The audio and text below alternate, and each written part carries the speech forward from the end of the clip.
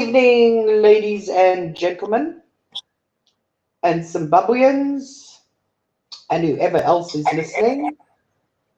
Hope you've had a brilliant weekend, and that you are. Just hold on a minute.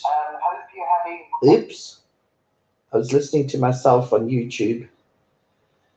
Um, I hope that your weekend has been brilliant, and that your Sunday, that you're getting ready for work again on Monday. And right, I hope that our other panelist will join us later. Good evening, Wilbert. Welcome to our Sunday night show. Good evening, Sally. Good evening, listeners, wherever you are. Good evening, Zimbabweans, wherever in the world you are. And welcome to the program. Right. Tonight, we are going to discuss Mugabe's funeral. And all the scandal or gossip or talk or whatever you want to say that has gone along with it. Okay. By some, he's being declared a man of the people, which set a missile off underneath me, as I'm sure Wilbert knows, being part of our WhatsApp group to do with Zimbabwe. Okay. I'm sure he saw my reaction to our local ZANU-PF gentleman that's on there called Moyo. I saw it. Yeah, it kind of set a bomb off underneath me. But anyway, right, what have you got to say about the man of the moment's funeral? Well, I think the most notable thing there is that no expense was being spared in the preparation for his funeral. And now we hear they're going to build a mausoleum in his honor. I had seen a number of pictures of his blue roof mansion, and somebody sent me a picture of a typical rural hut in Zimbabwe. When you compare the two, that's when you really begin to appreciate the difference and what we are talking about here. Millions of ordinary Zimbabweans are living in mud hovels, in abject poverty. This year, they believe that 5 million Zimbabweans will be facing serious food shortages if the international community does not step in. That is the level of poverty we are talking about. The local hospitals, they've all but literally packed up. The doctors, the strike is on, and we hear that there's hardly any service going on there. The education sector has collapsed. How can we justify then spending millions of dollars building this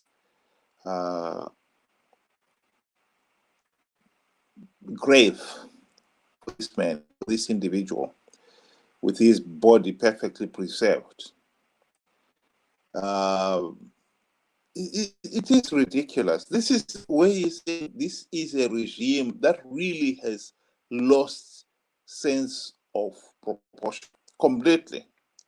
It does not care about the ordinary suffering there. It still continues as if nothing has happened. It really is shocking. I'm pleased to say that I was relieved to see that at the National Stadium, where the funeral is being held and the various speakers came in and the African leaders came in, there were hardly any Zimbabweans there. Most of the stands were completely empty.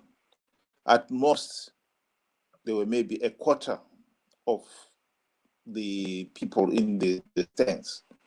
And I think if these leaders, they should really realize this is the people who are saying, we have no connection with this regime. We have no connection with this dead man.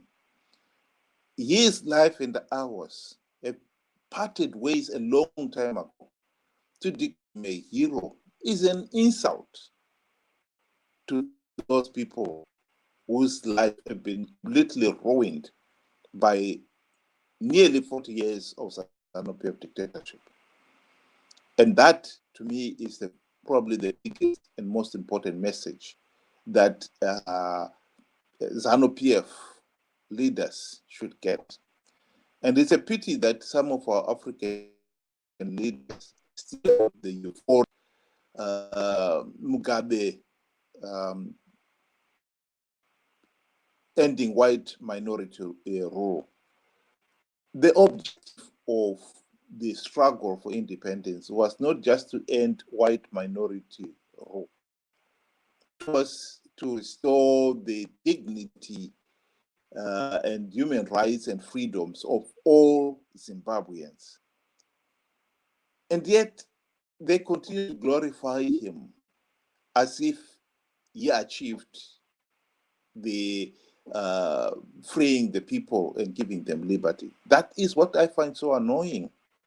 They continue to be totally indifferent to the realities on the ground in Zimbabwe of a nation that is still to enjoy a first free, fair, and credible election, whose economy has been completely ruined.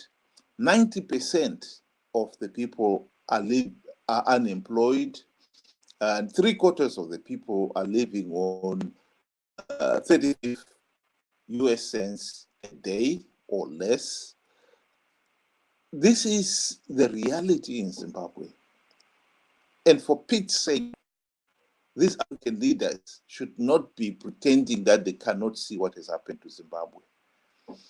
That is what I find so annoying with Mugabe. Remember here, by glorifying the dead dictator Mugabe, we are also glorifying the dictatorship that he created, which is still thriving to this day. Zimbabwe will never enjoy freedom, and the economy is not going to, as long as the Zimbabwe ZANU-PF dictatorship is in place. That is the reality. Over to you, Saleh. Yeah, he was stronger than me. I started watching that Rufaro Stadium. I don't know if it was a funeral or a memorial or whatever it was, okay? And the minute these African leaders started praising him, I couldn't handle it. It was just too much for me.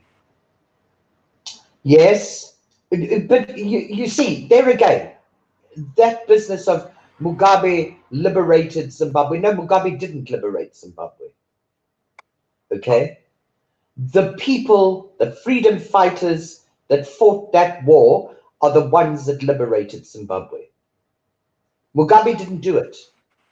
Mugabe was busy killing off any political opponent within, well, any political, opponent within his party, okay, that might have taken the leadership away from him, okay? So he never liberated Zimbabwe. The fighters, both ZAPU and ZANLAF forces, the freedom fighters, they are the ones that liberated Zimbabwe, not Mugabe, not Joshua Nkomo. It's the people that did the fighting on the ground. That's number one. Number two, my disappointment in the African leaders. It's just another one. Okay, just another disappointment. I mean, I have never had any faith in any of them, because none of them can stand up and tell the truth. To me, if you're going to whatever, okay, a person, let's be honest. Let's have some honesty mixed in there, okay? Let's have the 20,000 Indebele people from the Indebele tribe that he annihilated. It was genocide of a tribe. And an army, a part of the army, which was called the 5th Brigade, who was trained in Korea and whose base was in Mutari up in the mountains, were used to commit tribal genocide. Now, these leaders, including some political leaders from South Africa, who is Julius Malema, okay, eulogizing, there, oh, I said it, eulogizing Mugabe and calling him a man of the people. I mean, you insulting those people that were killed for basically no reason other than to commit genocide, tribal genocide, okay? I couldn't listen. I think I lasted all of 1 minute. I couldn't listen. Look, Mugabe has not, or ZANU-PF have not personally done anything really drastic to me, okay, or to my family. Yeah, I was under threat at one time, okay, and I got out. I got out with nothing. I got out with no money, no furniture, no nothing. I got out with nothing. Me, my 3 kids, and my husband. But personally, he hasn't hurt me. My pain and my anger, okay, is for the people that he hurt.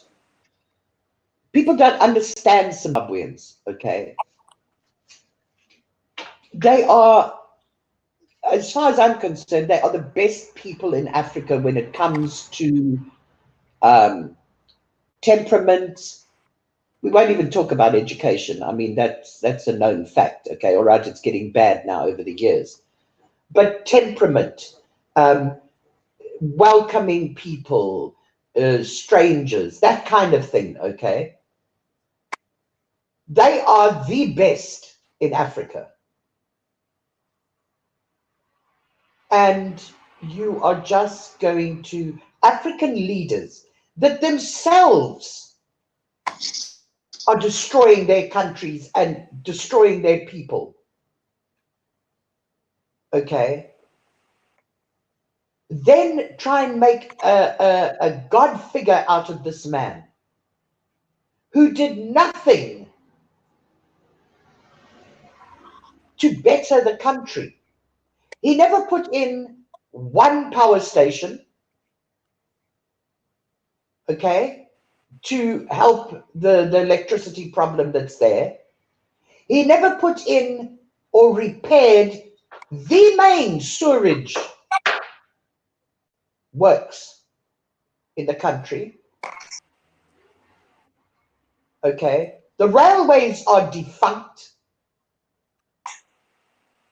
The steel producing part of the sector is defunct. The man never did one thing. Oh, he gave land. Excuse me, he gave land to ZANU-PF people, and most of it to ZANU-PF elite. Okay? And it's funny, those same war vets that in 2000 put Mugabe in a corner and demanded land, or Changurai was going to win, okay, are now screaming about land again and money again. I mean, it's the whole system is just unbelievable. Then you want to now build a mausoleum. With what money? How are we, in the first place, how are Zimbabweans going to pay for Mugabe's funeral, for Mugabe's burial, for Mugabe's coffin, for the entourage, for the flight out, for his hospitalization, all this kind of, where's the money going to come from? Where's the money going to come from? There's no working economy. They borrowed, I don't know how many millions from the African Bank or whatever the place is called, okay, for bond notes. So now where are you going to get that money to pay back? But you want to make this man into a hero. I'm not saying he was all evil. No, that's not what I'm saying. I'm saying let's be honest. Let's look at the man for who he was and what he did. Good, bad, ugly, indifferent, whatever. Let's look at it truthfully and honestly. He murdered people. He took the army, okay, and used them against the people. He took the police and used them against the people. He created a central intelligence organization, okay, that did what? Abuse the people. Anybody that had anything to say against him, okay, you either got taken to court and found guilty automatically, okay, or you disappeared in the middle of the night, or even during the day, whatever his feeling was. Never to be found again, never to be seen again. That's a man of the people. Something very, very wrong there. I don't understand how you could call somebody like that. It's not logical. It's not common sense. A man like that is a man of the people. Sorry. A man of the people doesn't kill his own people off, doesn't commit tribal genocide, okay? Doesn't shut down anything that was democratic. That's not a man of the people. And end up with an economy like you've got now, where there is no economy. It's all, your money and everything is all virtual money. It's not physical money. How can you say that's a man of the people? A man of the people would have taken Zimbabwe. Yes, the first 10 years would have been difficult. Okay? It doesn't take a brain scientist to come to that conclusion. But he could have had that country operating, okay, and working, and it could have been one of the best models of Africa. And yet, where is it? It's right down at the bottom.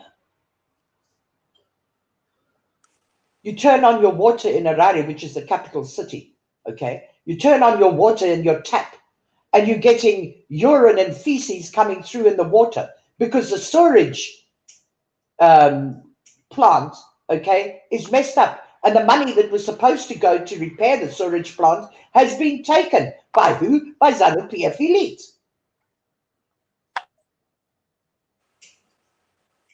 And that's a man of the people. Oh, we created 2 million jobs, said one ZANU-PF dignitary. You know what those 2 million jobs are? You've got 2 million street vendors. That's creating jobs. And that's the man of the people. And now you take his murdering right-hand man and you put him in as president, okay, along with the army general or whatever he is, okay, or Chiwenga, all right, and you make him vice president, and he was in charge of the army when the army were murdering the people. He was all part of that cabal. And you want to call them man of the people? No, please, give it a break. Give it a break. Give it a break. You just can't keep on doing this. Zimbabwean people need to stand up and they need to be counted. You can't let people abuse you like this anymore. Yeah, Rufaro Stadium was not that full. For me, it was too full. There shouldn't have been anybody there. Anybody. Then I would have been happy. Then I would have watched that funeral. Maybe with the sound down so I didn't have to listen to the garbage that was coming out of the African leaders' mouths, including the leader from my country.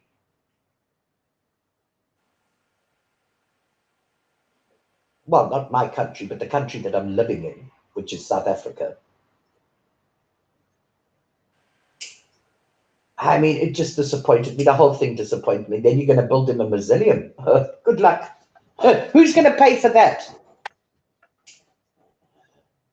Who's going to pay for that? The people. They're really trying to tax the money that comes in from relatives and stuff like that that send money to their families to try and at least give them something that they can go and get a loaf of bread and a bit of sugar and some cooking oil and maybe even pay rent and education for the school fees for the kids. They want to tax that, or they're taxing it. I'm never sure, because you never know what's happening. 1 minute it's this, the next minute it's that. And then a currency that is not on any international market is suddenly the strongest currency in Africa. How can you have a currency that's not on any open market and you declare it's the strongest currency? The currency is only usable within Zimbabwe. So how can you say it's the strongest currency? I mean, this whole thing is just, it's a joke. It's beyond a joke. It's pathetic. And that's a man of the people. Anyway, okay, I'll shut up now. You carry on, Wilbert. Thank you, Sally. This is a really sad occasion for Zimbabwe. I think, in one way, it is a load off the people's shoulders, because as long as Mugabe was there, it was just one more tyrant to look after. Now that he's dead, people maybe need to recover themselves and collect themselves and realize who that man was, and that they've got a job and a half to dismantle the dictatorship.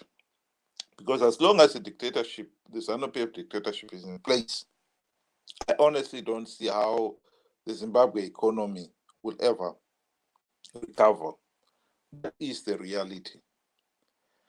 I was interested to see a Twitter comment made by none than Mnangagwa himself, and it was directed at his colleagues in MDC, and it was congratulating Nelson Chamisa of MDC. and it read as follows. Congratulations to MDC on your 20th anniversary this week. Though we have our differences, this is what democracy is all about. I look forward to many more years of debate and dialogue. Makorokoto Amhlope,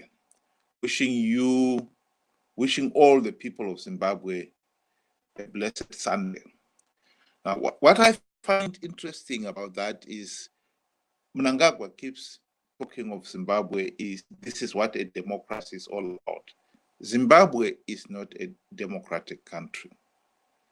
We just had elections last year, and those elections were blatantly rigged. The international observers who were there, and it's not as if we needed the international, we ourselves. ZANU-PF did not even have the decency of producing a verified voters roll. So whoever in the end voted, we don't know who they are. And those who reportedly voted, some of them would have voted 5, 10 times. We'll never know because there's no verified voters roll. And we should forget that ZANU-PF deliberately denied 3 million Zimbabweans in the diaspora the vote. Now, Mnangagwa himself claimed that he won those elections and he had 2.6 million votes. That's less than the 3 million who were denied the vote who were in the diaspora.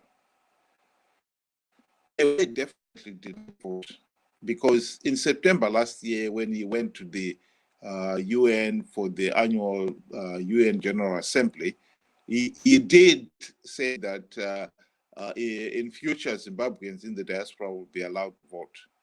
In other words, we didn't allow them to vote this year, but in future we'll allow them to vote. The question really should be, why were they not allowed to vote last year? It should not be up to those in power who decides who is going to vote and who is not going to be denied the vote. This should be a right of every Zimbabwean. The right to have a meaningful say in the governance of the country is absolutely fundamental to good governance. Zimbabwe's biggest problem right now, in fact, for the last 39 years, has been the problem of bad governance. And we are not going to address that problem until we address this problem of the case of rigged elections, the case of pariah state. So we keep coming back to that. And that is why it is important for Zimbabweans to appreciate that Zimbabwe is not a democratic country. But when you hear somebody who has rigged the elections, blatantly rigged elections, saying, oh, Zimbabwe is a democracy, then we are in serious trouble. Because clearly that man is saying Zimbabwe is not going to change politically. We are going to continue to have the same rigged elections. We are going to continue to have the same case of rigged elections. We are going to continue with a pariah state. The economy is in such a mess that the only way it can meaningfully recover is for us to correct, to end up this culture of rigged elections. That is at the key of it. But I think in this particular case, we've got to look at MDC as well. MDC participated in last year's elections, knowing fully well that those elections would be rigged. They were rigged in 2013. And after the elections 2018, MDC people themselves in their first Congress after the elections, one of their resolutions was that they were not going to participate in any future elections until reforms were implemented. They came up with the slogan, no reform, no elections. They abandoned that slogan themselves, that was a party resolution, when it came to 2018 elections. knew ZANU-PF was going to rig last year's elections. They participated. No, that ZANU-PF rigged those elections. We are now stuck in a situation where ZANU-PF is saying the elections were free, fair, and credible. Zimbabwe is a functioning democratic country. And MDC are endorsing that by participating in elections that they know are flawed and illegal. So Zimbabweans have got to wake up to that reality that we are no longer having to deal to fight ZANU-PF for free, fair, and credible elections, but we also have got to fight MDC for being a partner in this arrangement. MDC are participating in these elections for the simple reason that they know during national elections, ZANU-PF will give away a few of the gravy train seats to entice the opposition to participate, because they need them to participate to give the impression that Zimbabwe is a functioning multi-party democracy. Although they know the elections are going to be rigged. And the opposition, as long as they continue participating, they are giving the regime the modicum of credibility that the regime needs.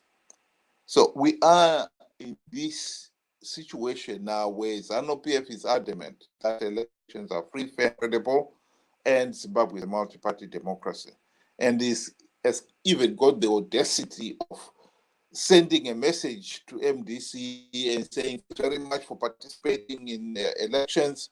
We are a democratic nation. And we are looking forward to more of the same rigged elections with MDC participating to give the election process some modicum of respectability. Zimbabweans have got to wake up to that reality that we are dealing here with a regime that is not democratic, and we are dealing here with an opposition that knows that ZANU-PF is not democratic, but continues to participate for the sake of the few seats that ZANU-PF gives away. That is what that message means, and people should read it and understand what it means. If we want free, fair, and credible elections in Zimbabwe, we must confront MDC, and we must accept the MDC now is running with the hare and hunting with the hounds. And until we switch on to that reality, we are going to find ourselves in the situation where we are trusting MDC to bring about democratic change, when MDC is actually given up on bringing up any meaningful reforms. MDC is going to cooperate with ZANU-PF and give ZANU-PF the modicum of respectability and pretend the elections are free, fair, and credible when they are not. And ZANU-PF is thankful for that. It will continue treating MDC friends with the usual scratch my back, scratch yours. We are talking right now of Mugabe died in Singapore. Well, we all know that Morgan Tsvangirai died in South Africa, in a South African hospital. And we also know that his hospital bill was paid by ZANU-PF. In other words, it was paid by the taxpayer. Such as Mugabe's 5 months stay in this 5-star hospital in Singapore was all bankrolled by the taxpayers' money. This is the reality that we are facing in Zimbabwe. We trusted MDC to implement the democratic reforms, which their name implies. They're supposed to be a movement for democratic change, but they are celebrating their 20th anniversary, and they have not implemented one single democratic change in those 20 years. And that is the reality that we are facing here. And ZANU-PF is thanking them for doing nothing in terms of implementing reforms, and now can join ZANU-PF in pretending Zimbabwe is a democracy, functioning democracy. And Mnangagwa has just sent Chamisa a complimentary, congratulatory note to that effect. That is the reality that Zimbabweans must face. Thank you. Over to you, Sally. Oh, Wilbert, you have to go down the boycott path, don't you? I will never, even when I'm dead and burnt or in ashes or whatever, my spook will still be fighting it. I will never, ever agree to boycotting elections in Zimbabwe. Here in South Africa, if the word boycott is mentioned by one of the political parties, okay, panic stations hit. And whatever that political party is complaining about, it gets sorted out. So boycotting elections here works. It never gets to the stage of actual boycott, okay? Because the ruling party, whoever it is, so far it's been ANC, okay, hits panic button and starts jumping around. In Zimbabwe, first of all, because the international community pays great attention to what is happening here in South Africa. Great attention, okay? In Zimbabwe, the international community don't care what Mnangagwa says. In fact, they don't care what MDC says. The international community, do you think that Mnangagwa's calling Zimbabwe democratic is going to change the international community? Nah, not at all. ZANU-PF want boycotted elections. They want them. Because the minute they get them, you've got a one-party state. There we are. What happens to representatives that are in, that get put in, the opposition representatives that get voted in? There aren't any. So what happens in Parliament? 101% ZANU-PF, which is exactly what they want. Democratic elections, I mean, boycotting elections to ZANU-PF is what they've been aiming for since 1980. That's exactly what they want. Because since 1980, they've wanted a one-party state. The problem with MDC is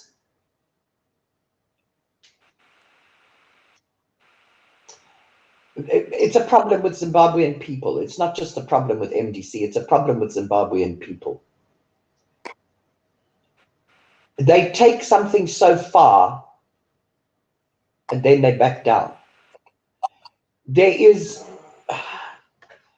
an avoidance of confrontation. MDC is there as an opposition.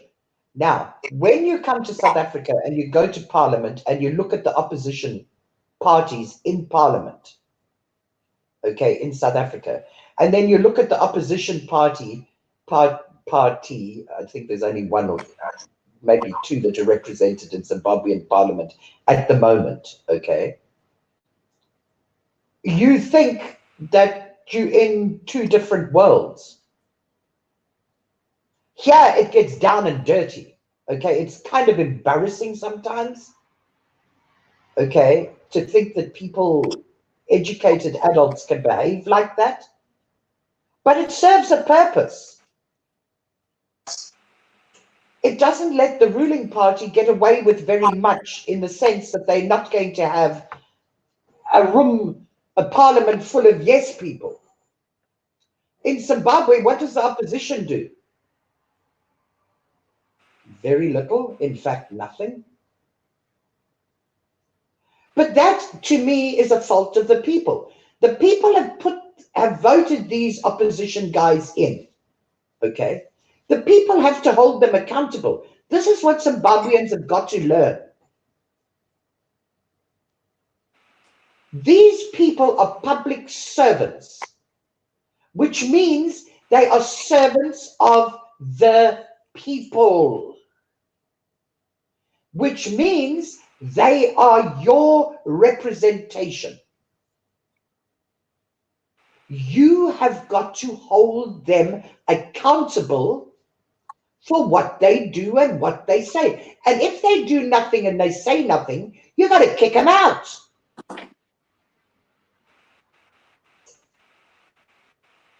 Look, Zimbabwean politics is not kind.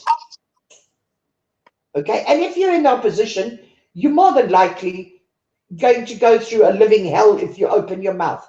So then, if you don't want to open your mouth and you don't want to go through a living hell, get the hell out of politics in Zimbabwe. Because you're not doing your people that you are a public servant for, you're not doing them any favors. Because of your lack of confrontation. Okay? We've got the country we've got now. And because the people are not holding their representatives, their public servant representatives, to account, they're just riding roughshod over everybody. You see, the government that is there is the government that you asked for. Yeah, it's a government you've asked for. And the way they treat you is the way you've taught them to treat you. You've allowed them to terrorize you and ride roughshod over you and everything else, okay? So that's what they do. You want to blame the opposition party. You are the opposition party. You are the ones that are putting those public servants into parliament. You are the ones that are not making them do their job. Without your support, they wouldn't be there. I'm tired of beating around the bush and talking about boycotts, okay? I'm sick of it. When the root of the matter is the Zimbabwean people.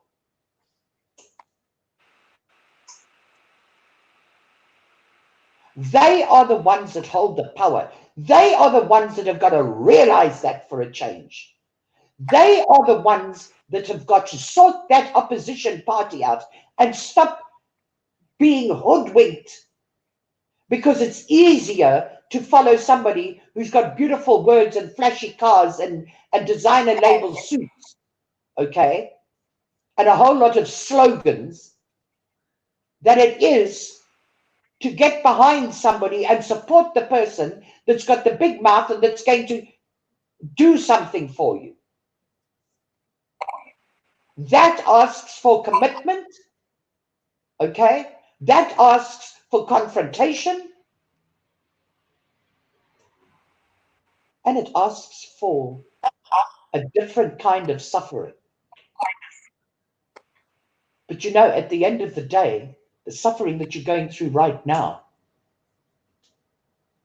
would be a hell of a lot less if only you would stand up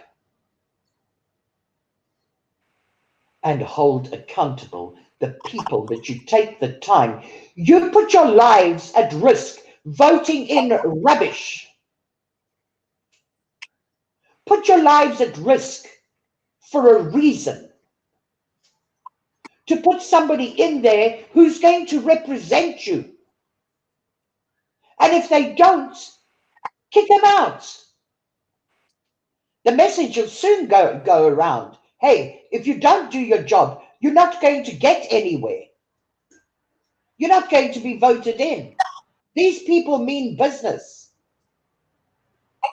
Make your life and your vote count for something, not for nothing, because you don't want to, you want to avoid confrontation. That's not how it works. If the freedom fighters had avoided confrontation, that country would still be ruled by whites. The freedom fighters gave up everything, including their lives. And you have, or you had, a country that was free. Yes, it is free in areas. Okay, it's your country now. Now make their lives, what they gave up, count. And it's not by boycotting. It's by holding your representatives, public servants, accountable. And getting behind them, those that have got the voice and those that are prepared to face ZANU-PF. Give them your support. Be there behind them, next to them, in front of them. But give them your support, not run away and hide. It's not the time for that. It's the time to stand up, make your vote and your life count. You're risking your life to vote. Make it count. Hold your public servants accountable for what they have done and what they are doing and what they are not doing and whatever, okay? Stop this business of making your vote and your life meaningless. People gave up their lives to give you that vote. Reward them with something that's good dignity and respect, not this bullshit that has been vomited out for 30 plus years. People have died in those 30 plus years, and you still haven't learned. You still haven't learned. No, there's no excuse anymore. There's no running away. You come running to South Africa and you do what? You get burnt alive. You get your business robbed if you've got a business, okay? You get raped. You get victimized in every area you can possibly think of. But you'd rather do that than stay at home, okay, and make your public servant work for you and hold ZANU-PF accountable. That's it. Then you're just going to keep on having what you have now. You can put in every reform that you can possibly think of. ZANU-PF will find a way to diddle it because that's what they do. And that's what you've taught them to do. You are taking the lives of the people that died in foreign country. Okay, their bodies haven't even been repatriated because people don't know where they are. And they died to give you a vote. And this is the way you pay them back? By avoiding? They didn't avoid anything. Sally, they didn't avoid the bullet that killed you. How do you get somebody when you can't even get on the voters roll? Look, Wilbert, you are stuck in a place that doesn't count. The people have to get their power back. They are the ones that hold the power, okay? They are the ones. Sally, They haven't, hold listen, power. they I haven't agree. put, But if you are not even on the voters' roll, the voters' roll, please, Wilbert, the voters' roll, okay? If you don't put in representatives in MDC to demand things, and all they want to do is avoid everything, okay? Then you can shout voters' roll until the cows come home. Did the international community care about the voters' roll? No, they didn't. No, they didn't. They played semantics with words. But they forget the didn't care. international community. They Forget didn't the care. international community. We are talking about you. The Zimbabwean people, the Zimbabwean people but didn't you demand. are not even in the voters' roll. The That's what I'm saying. You Zimbabwean are not even in the people voters' roll. did not demand. Did not demand. They did not get their MDC representatives to do a damn thing. Not a damn thing. Okay? Chamisa shouted for how many months before the elections? No elections until there are reforms. And what happened? Did anybody in MDC, any of the people that have accepted that cult leader, okay, anybody stop him? The people never stopped him. The MDC people that had any power, when I questioned them, I never got a straight answer. I still don't know what they said.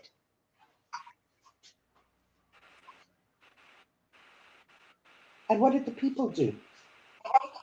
Put their lives at risk to vote.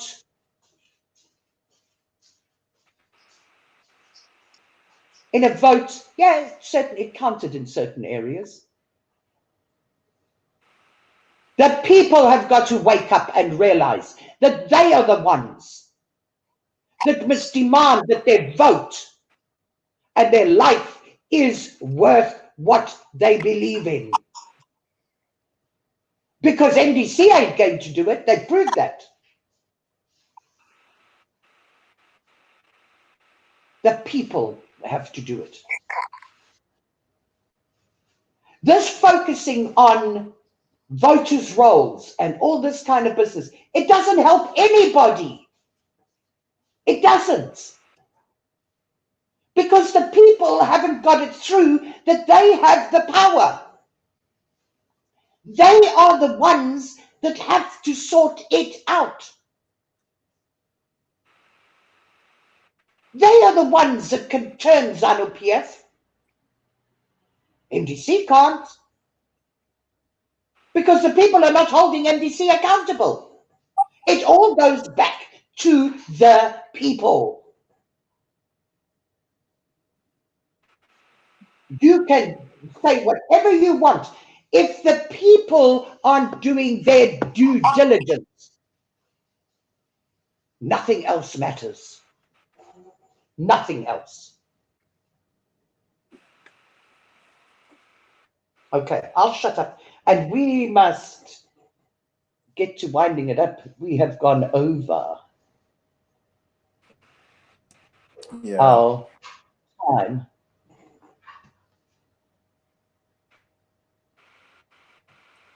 We only have, right, let me read some of the messages that are coming through on our YouTube channel. I thank you very much. I'm terribly sorry I haven't replied to anybody. I just got rather carried away. Okay. We've got from Mona KW. I'm listening, Sally. Then we've got from Mary. Amen, Sally Spencer. Same issues in the United States. Get out there and vote. Then another one, Mona KW. We only have a wannabe dictator, though. She's talking about the United States. Okay. And Mary again.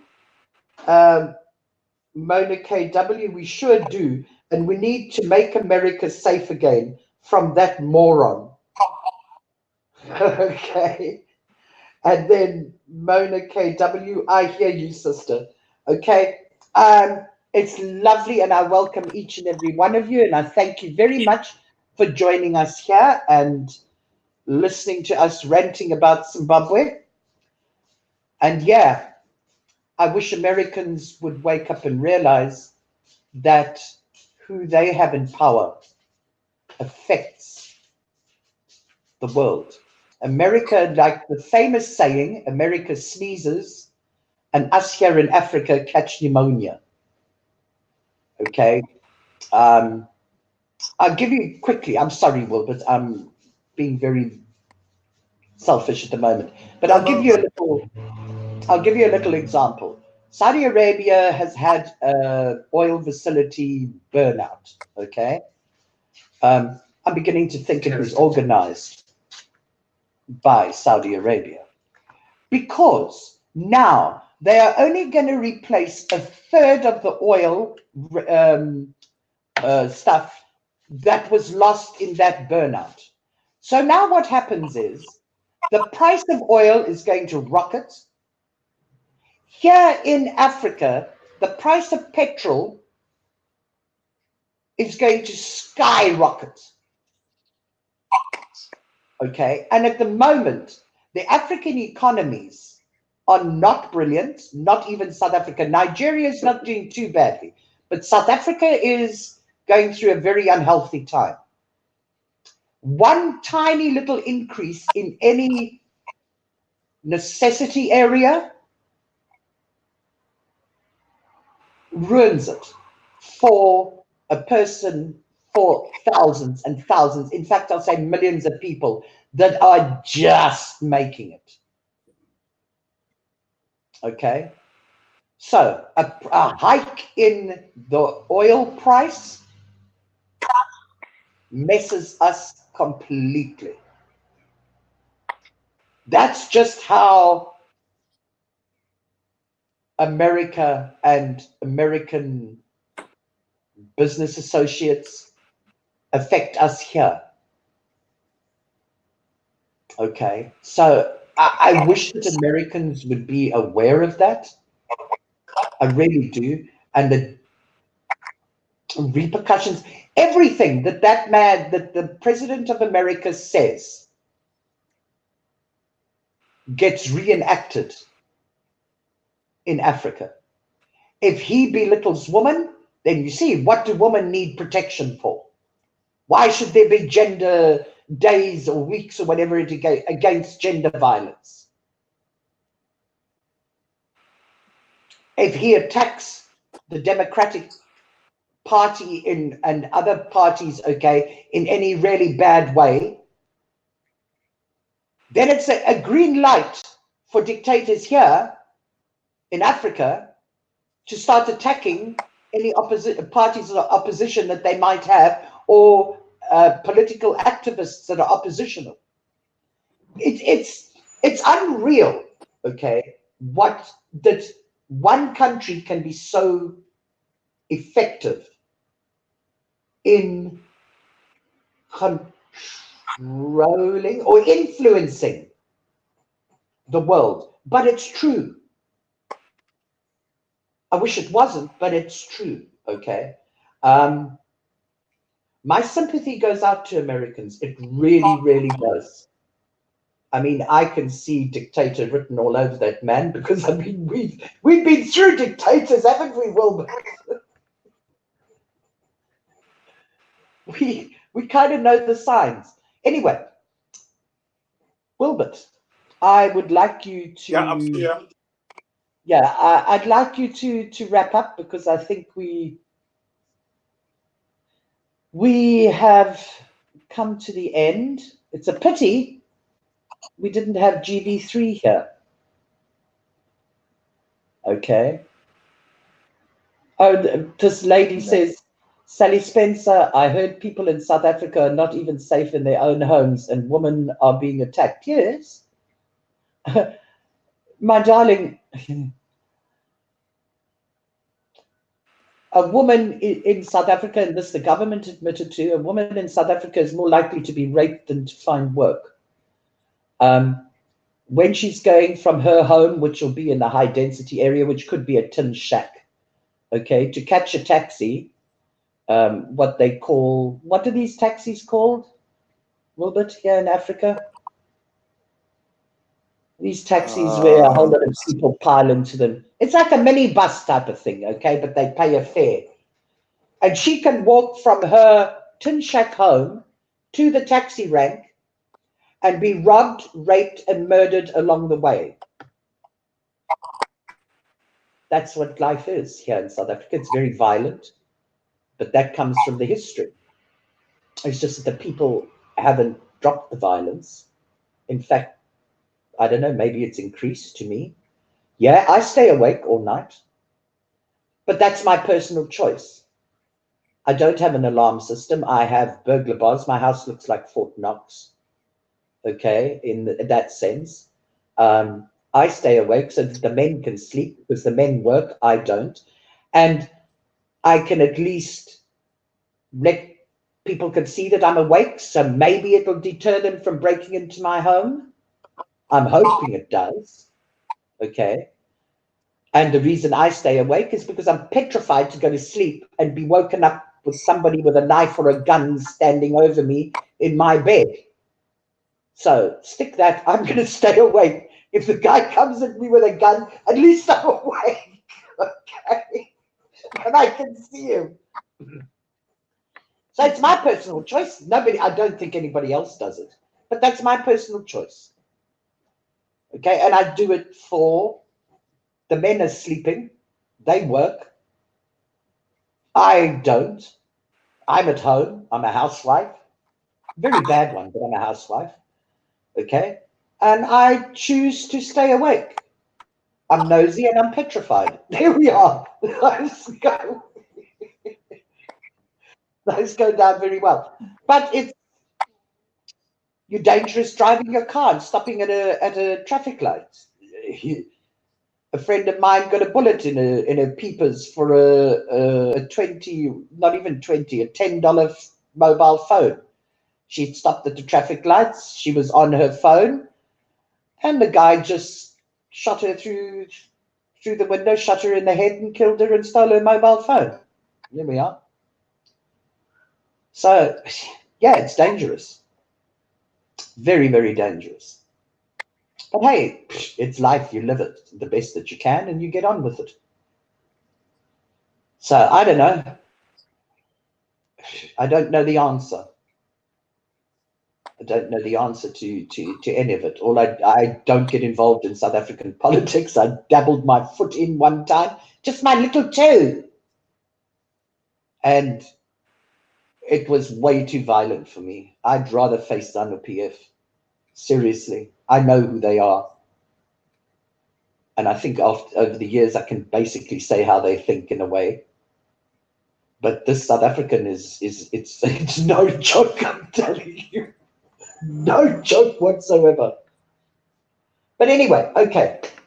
I thank you very much to each and every one of you. I really do. I appreciate you for tuning in and listening and learning a little bit about the most beautiful country in Africa, which is Zimbabwe. No matter how they buggered it up, ZANU-PF have buggered it up, it is the most beautiful country in Africa.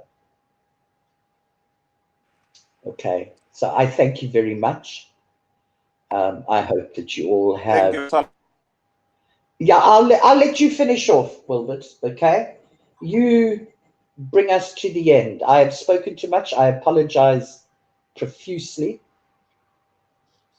Over to you.